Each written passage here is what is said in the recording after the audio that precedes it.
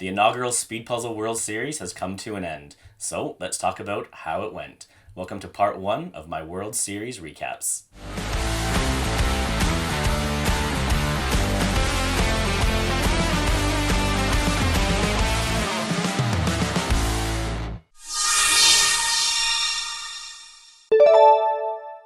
So the first ever Speed Puzzle World Series took place on May 1st and 2nd, 2026 in Munich, Germany.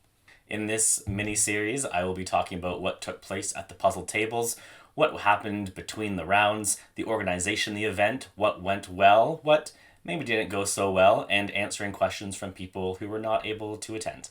If you have questions or comments about the Speed Puzzle World Series, write them below and I'll try to get to them in future episodes in this series if I haven't recorded them already.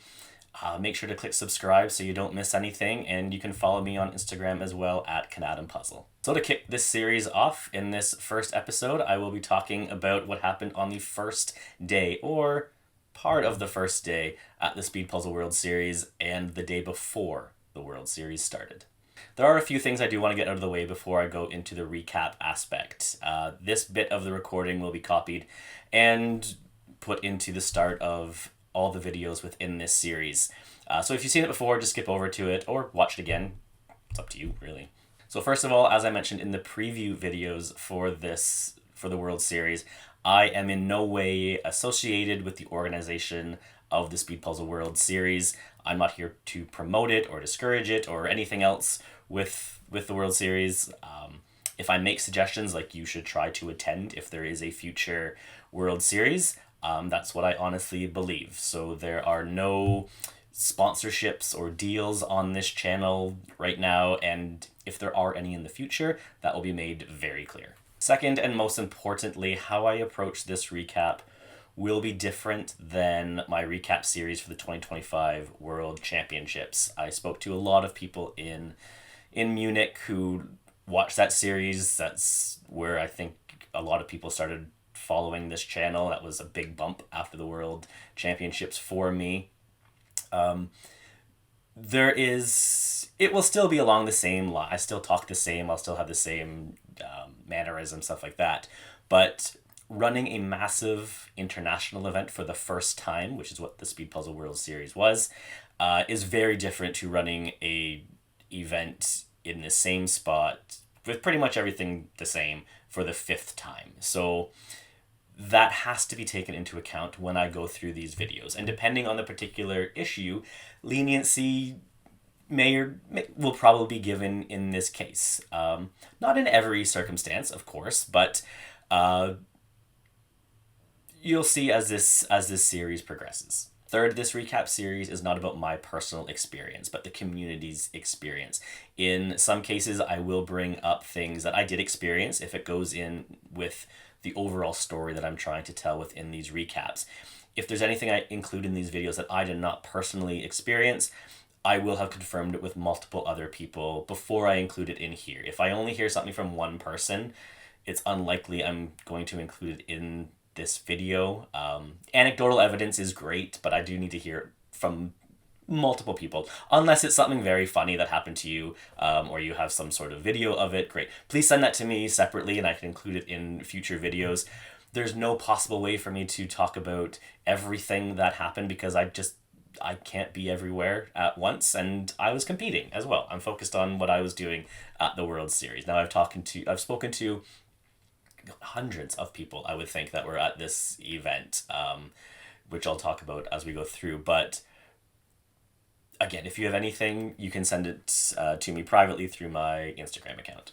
And finally, there may be points in this recap series that you may not agree with, and that's okay. Each of the 334 competitors, the organizers, the workers, the volunteers, the spectators, the commentators, and anyone else who is part of this event will have a slightly different experience from one person to the next.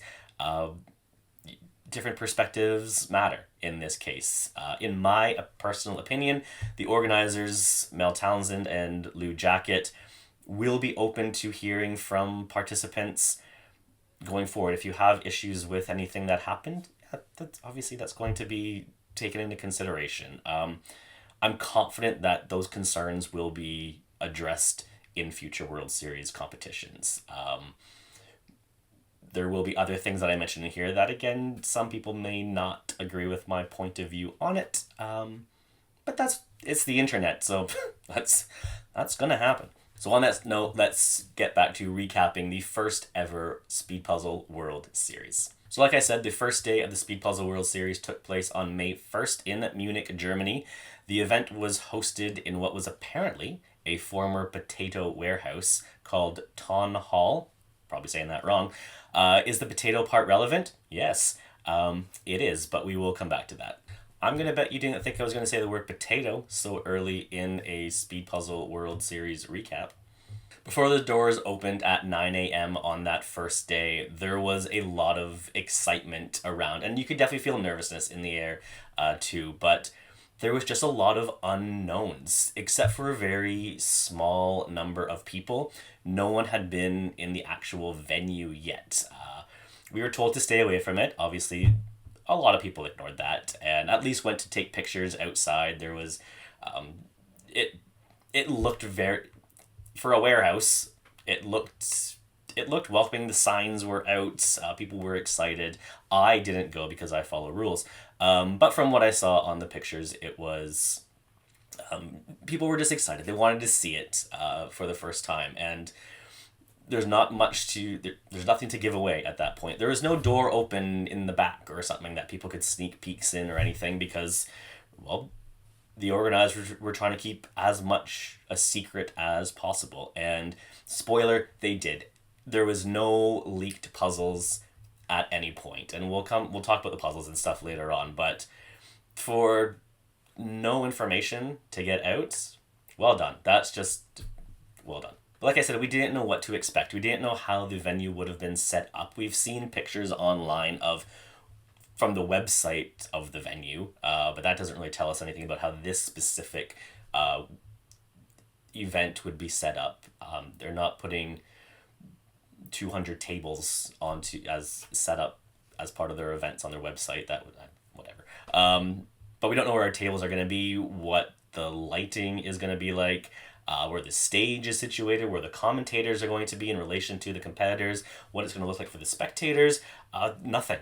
Absolutely nothing. So that unknown feeling, I imagine this is what it was like for the first nationals for many countries, or the first world championship in Spain, or like Canadian nationals this year is in a new location in a hockey arena for the first time. And it's hard to picture how it's going to be set up. And I'll also bring this up a few times in these videos and some other stuff that I'm working on, but I want to briefly mention that I'm very appreciative and grateful for the amount of people that came up to me during these 2 days of competition, introduced themselves while we were waiting outside, let me know that they watched this channel. That always makes me feel good, because really, I'm talking to a camera right now. It's hard to imagine that there's people on the other side that are watching this. I know that's the case, and thank you to the people that have gotten me well over that 1,000 subscriber mark. There is a nice big bump at the World Series too. Yeah, it's just a thank you for that at the World Championships this year. Please keep doing that. Keep coming up and speaking with me at the World Series next year. Yes, national competition, whenever.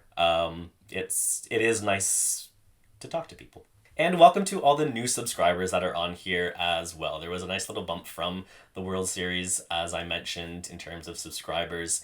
Happy to have you here.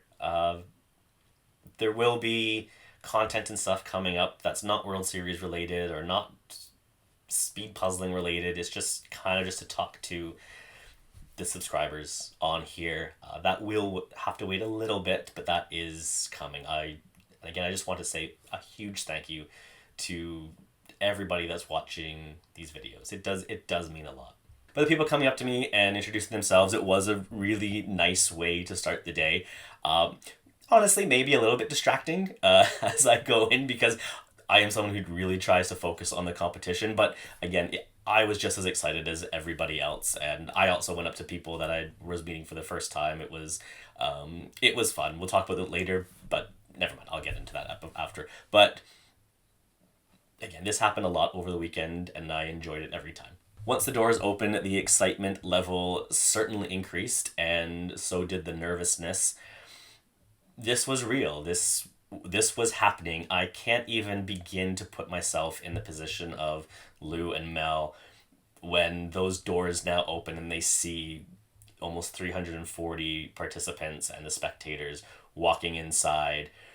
Expectations are high. You have people that have flown in from all over the world to be at this. I think they surpassed the 40 country mark, which is very impressive. But after months of build-up, we are now walking into the hall. You can hear the buzz in the air as well. The live stream for day one, which can still be watched on the Speedpuzzle World Series YouTube channel, the link to that is below, started about 11 minutes before the opening welcome statements started, and you can hear like the microphones aren't near the people. They're a good distance away, and you can hear the chatter and the noise and the excitement and people seeing people for the first time or seeing friends that they haven't seen, puzzle friends they haven't seen for a while, because again, international events don't happen very often. It's quite rare actually. So just go back and watch the live streams and just watch that first like 11 minutes where no one's talking. There's no commentators, there's no organizers speaking. It's just that background buzz noise.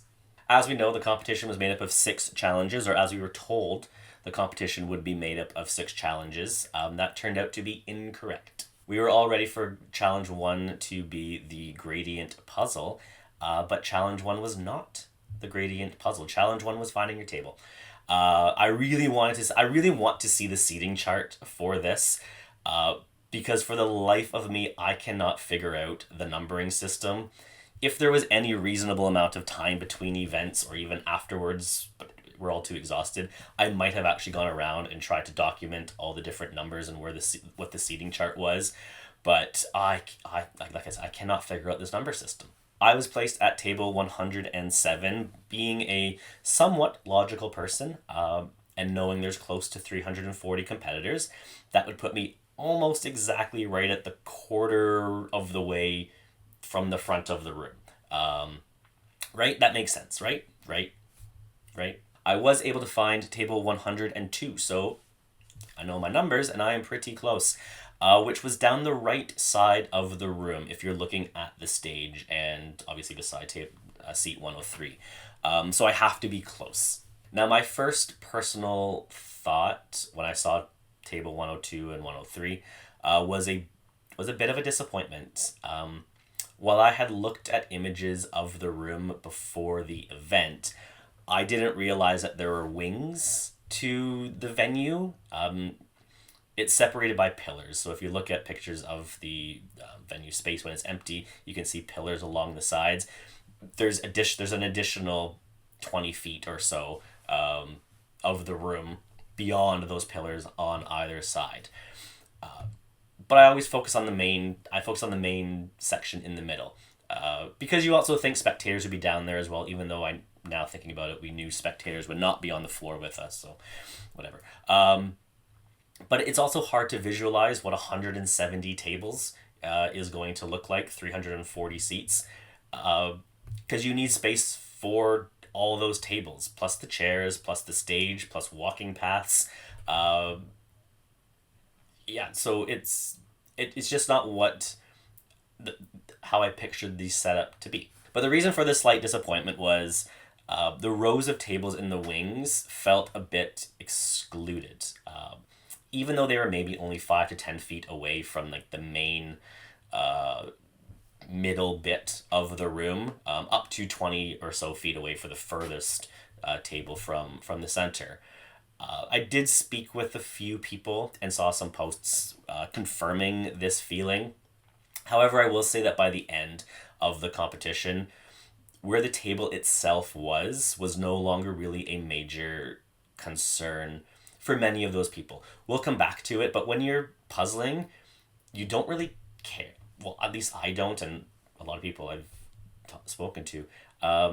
You don't really care what's going on around you. Now, there's other issues that come into play again that will be covered later, but if you felt a little bit excluded off to the sides at the start, it kind of goes away, because you just talk to the people around you. Like, even if you're in the middle, the dead center in the middle of the room, you can only see so many people around you anyways. In between, when you're puzzling, you're not talking to anybody, and in between, you're either outside. It really doesn't make a difference in the long run.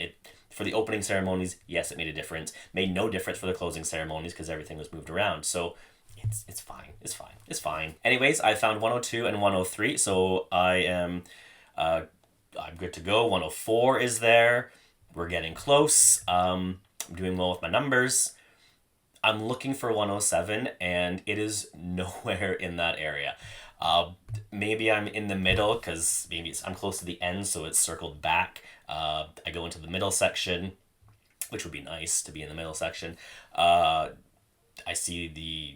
think I see the 60s and the 70 table numbers, and then it jumps up to like the mid hundreds. I don't know why. So that's not it. I moved to the left wing of the room around the same spot that 102, 103 was. Also, no. So I have no idea where I'm sitting at this point. I wandered to the front of the... I'm just lost. Maybe I can see a seating chart. I wandered to the front of the room, and as I'm just passing the second row of tables, I see my table number, 107. Somehow I am in the second row, just outside of that main middle area. I'm not quite in the wing. I'm not in the middle area. I'm in a mid-section purgatory type of scenario, which I'm glad I was in that spot. One, the people around me were fantastic. My table partner, which will come up later on, Alexandra Stark, absolute great table partner. The two people in front of me as well. We'll talk about all these people and I'll give them all their names and everything. Kiara to the right of me, which again, all of this will be covered. But I still don't have any idea what the numbering system was. It makes absolutely no sense. So I'm 107. Alexandra is 108. Kiara is not 106, obviously. Way down. I'll look at the number later for a different video. But it's just, yeah, it is what it was. But it seemed to work out for me. I had a great view of the stage. I had a good view of all the top puzzlers, which wouldn't be distracting at all. But being in that spot is something that would turn out to matter much more once the challenges started and the live stream started. Like I said, I'm sat beside some of the top puzzlers in the world, which it was intimidating. But again, this is not about my experiences. That topic will be covered in my other series on this channel, my puzzle story. So subscribe and follow along with that. I don't know when I'll get to those, but I'll cover it in that at some point. Okay, now the first and arguably one of the biggest issues of the weekend became evident for some competitors pretty quickly as they found their seats and their tables, and that issue was with the tables. For the majority of the competitors, the tables were standard plastic tables that you see at most speed puzzle competitions. For others, they may have been covered in paper. Some are covered in cloth, or some were just plywood. I'm going to talk about why this was the case. It is also briefly mentioned in the live streams by the hosts, Jim and Fruji, on day one. If you're looking at the live streams, it's specifically mentioned at the 55 minute and 21 second mark, or about 14 minutes and 39 seconds into the first challenge. They do a very quick brief mention of it because you don't want to dwell on it, and it's not important during the live streams. You want to talk about the people, the competitors. I'm going to talk about it a little bit more though, and give more of a background explanation. The tables for each competitor, according to the rules that were outlined well in advance for this, were meant to allow for a space of 90 centimeters across for each puzzler and 80 centimeters deep for each puzzler, meaning that a table would have to be from end to end 180 centimeters to fit both of the competitors that are seated there, and still 80 centimeters deep as well. The tables were also ordered to be that white beigey color that we most often see on foldable plastic tables. And that was the plan. That is what is written into the contract for the company that was hired to procure and deliver these tables. That is what the founders contracted for them to do. And the contractor promised that they would deliver.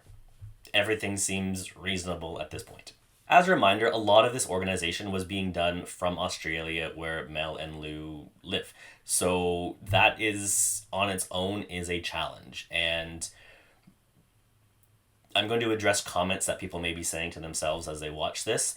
Yeah, they could have had this in Australia. And yeah, that's expensive. For the first Speed Puzzle World Series, Australia probably might not have been the best choice, just in terms of how far people would have to travel for an unknown competition. So that's why there's multiple reasons why it's in Germany, but Australia, doing this for the first one in Australia, yeah.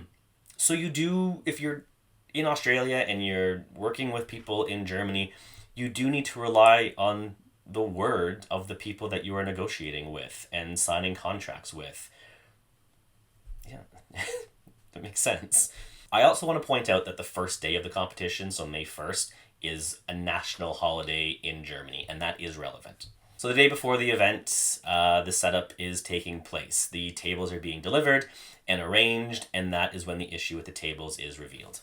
A portion of the tables are not 180 centimeters across, they are 150 centimeters across. So that would mean that each competitor at those tables would only have 75 centimeters to work with instead of 90 centimeters. And if you've ever thought 15 centimeters or 5.9 inches was small, well, you'd be wrong. That is a very effective length. For a puzzle table, of course, that's all I'm referring to. But this error is catastrophic, and it is not the error of the organizers. It is the company that was supposed to bring the tables. I cannot express how detrimental this is to a speed puzzle competition, to an inaugural speed puzzle competition. Imagine a bunch of puzzlers walked in the next day and they had 15 centimeters less to work with. You're not going to be happy about that. I can already hear some people in the comments though, so let's address some of those now. But Adam, why did they wait until the last minute to set up? Do you have any idea how expensive it is to rent a venue? Oh my god. Even having it for one more day would be an astronomical increase in cost. Book a wedding venue. That's the easiest example I can give. Just book a wedding venue. But ask for 2 days instead of one. Let us know if the price increases significantly or not. I'm gonna bet not. I've booked large venues in the past for events, and you want to be in there for as little time as possible to keep that cost down. I was also at the venue, the Speed Puzzle World Series venue, for when it was being packed up. The closing ceremonies started at 4 p.m. and by 5 p.m. the closing ceremonies were done. The loading trucks were already on their way, backing up to start the teardown and get everything out of there as quickly as possible. Venue costs are so expensive. That is where the bulk of the money always goes for these types of events. So having one more day added on to that, well, the cost of the ticket's going to go up. And even then, that kind of brings me to question number 2. But Adam, why did they just not confirm the table sizes with the contractor? They did. That's what a contract is. That you can't call them every 20 minutes to check in. It's in the contract. Even if you had this for one more day, the venue for one more day, sure, it's going to make what happened.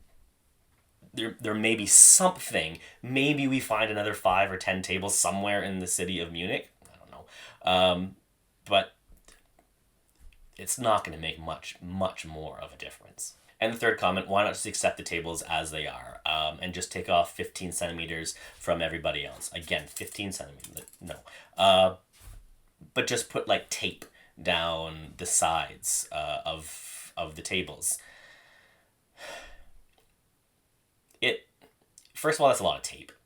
And second, how is this going to be enforced? The timekeepers are there to prioritize keeping time. It's the name. they're there to watch for times. They're not there to see if a piece kind of slides into the taped off section or not. And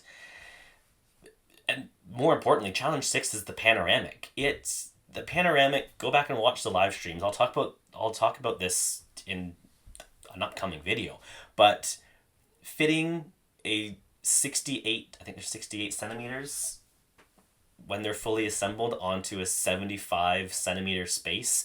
And it's not even a full 75 centimeters anyways, because there's still a piece of tape down the middle to separate both sides. So you're losing another centimeter or two just with that, each person. Having just 7 centimeters extra to work with, that is small. Even if you use that 7 centimeters effectively, you're not really getting the job done properly. The competition would never recover from tables that small. Because you have to do this you're doing 6 rounds at these small tables, and everyone was promised things in advance. They were promised table sizes in advance. You don't recover from that. Did they promise plastic tables?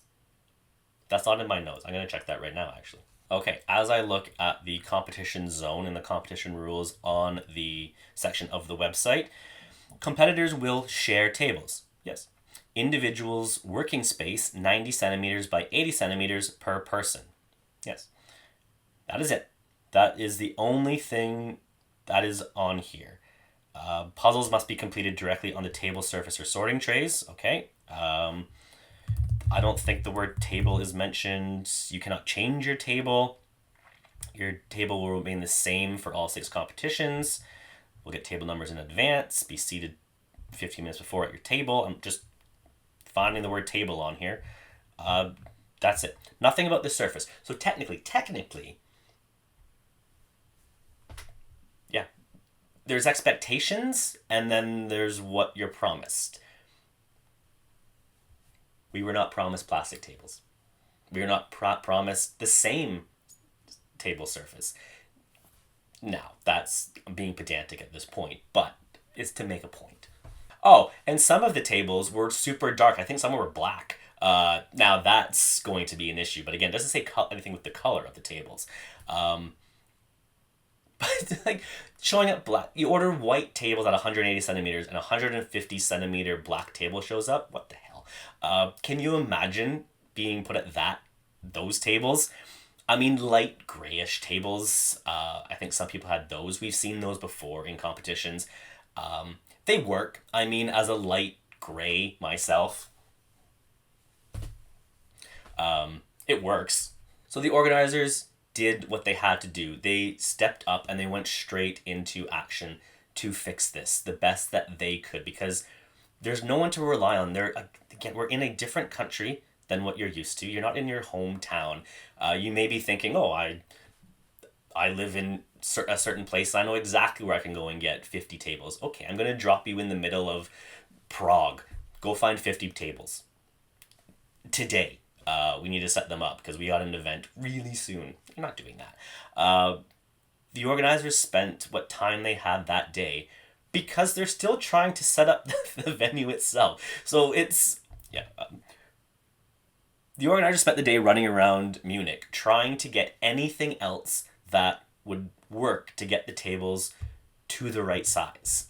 So for the tables that were dark but the right size, going into craft stores and buying up large pieces of paper to cover the table with. And once that option was exhausted, getting white cloth sheets from fabric stores to cover the tables. And once that was exhausted, to get tables that were the right size, working with the contractors, I'm guessing, to get table plywood boards that were the right size and put on, and then making sure to the best of their ability trying to cover the dangerous parts of those tables. And that will come up a bit later, but the following day was also a national holiday, as I mentioned at the start. So places are shutting down. They're getting ready for the long weekend. And there's not even the option of, oh, this store closes at 6 p.m., but they open tomorrow at 8 a.m. We'll come in here really quick and get something. When things shut down in Munich, as we found out, they shut down. all day. There's nothing open on Friday other than some food places, really. So they had limited time, limited options. That this is it. They had to do what they had to do. So yes, there was a range of table types. I put absolutely zero blame on the organizers for this. And fair enough, I was not seated at one of the tables that had one of those issues with it, whether it was the paper, which honestly I would have been fine with the paper, or the cloth, or a darker color, or plywood. And if you were, I completely understand that you're not going to be thrilled with your overall experience. I get that. But 100% of the blame goes on the contractor here. It has to. I also heard the contractor was really rude about it, so that guy. Whatever. This is not something you can plan for. It's just something you hope does not happen, and it happened. But I can confidently guarantee that in the next World Series, Mel and Lou will be extra focused on that specific aspect for wherever it is being held next time. And may I suggest Canada? We use the metric system, so we know our centimeters. We know our way around a plastic folding table, and we don't have national or provincial holidays, at least not in Ontario, that fall on a Friday. Except for Easter, Christmas, and New Year sometimes, but I'm pretty confident that they're not going to schedule the competition on any of those days. However, a puzzle competition on like Christmas, I would be there. For sure I would be there. Imagine the decorating that you could do for that. Lighting might be an issue. Yeah. Probably no Christmas lights. Well, lighting will come up again. In not this video, but lighting will come up again. But I digress on my little rant thing there again. I didn't expect the word Christmas to come up in a recap video about a puzzle event, the Speedpuzzle World Series that took place in the first weekend in May. So yes, the tables were an issue, sliding pieces on the wood. That was not great from everyone that I spoke to that were at the wooden tables. I had a bit of an issue with sliding pieces on the plastic table I was at.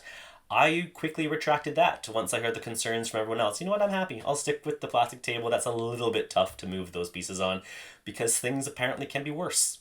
The cloth tables I think would have been the toughest to be at. Cloth is very tough to slide pieces on, but also picking up pieces, you're going to pick up pieces of cloth as well. And while not funny, but a little funny, day one challenges were all Ravensburger puzzles, as we know. But the blue puzzle dust that falls off these pieces forever apparently stained this sheets a little bit blue, which, okay, that's a little bit funny, but who knew that day two would have a highly blue themed puzzle? Yeah. That's it's over. We can laugh about it now.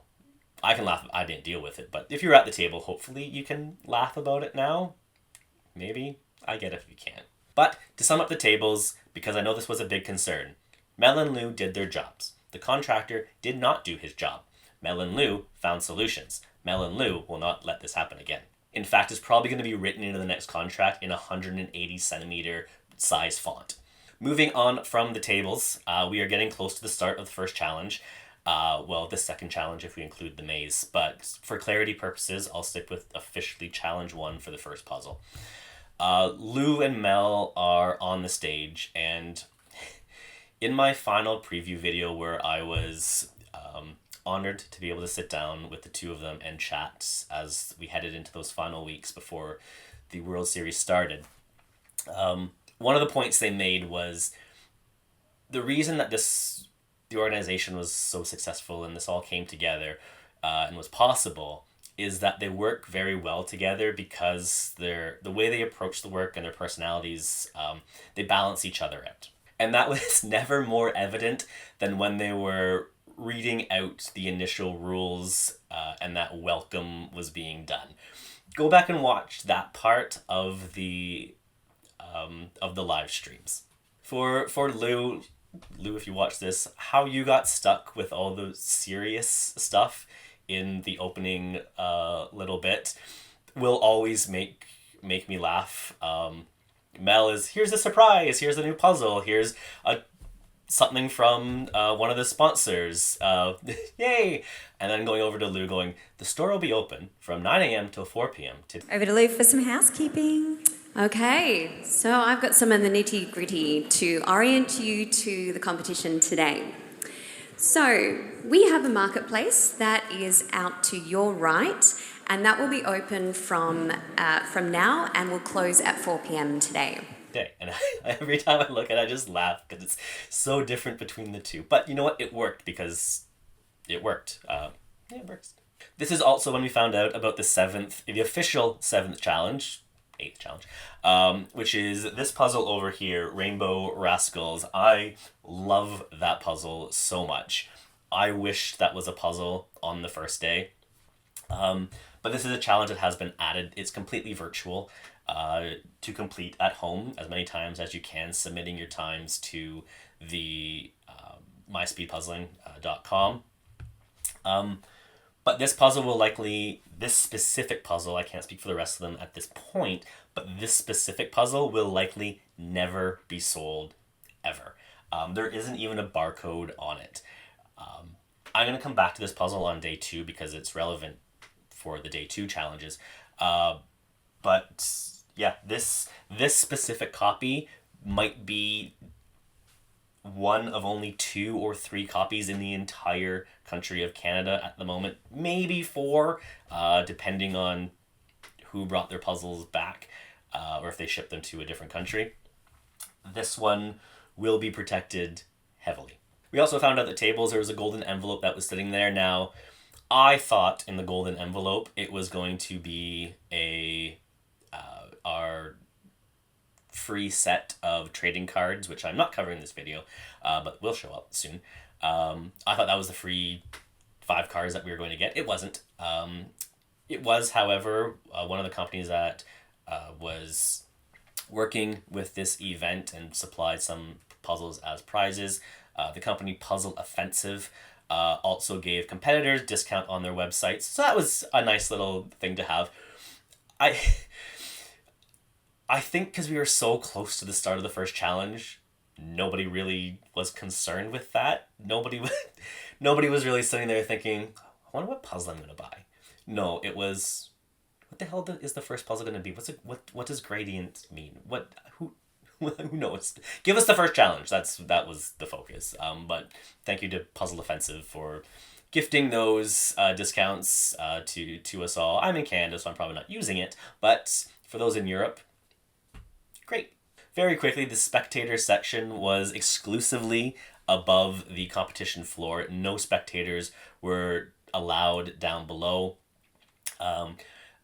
Again, if you look at the pictures, there's a balcony overlooking. About 20 people could fit comfortably-ish across the main part of the balcony, with maybe another 10 or so down on the 2 wings, which isn't a ton of space.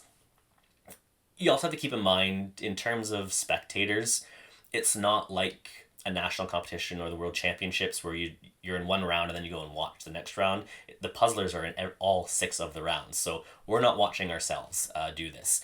But the seating area was much larger behind where the balcony was, much larger than I thought it was going to be based on the pictures, and they had benches there for people to sit and watch. They had a large screen set up.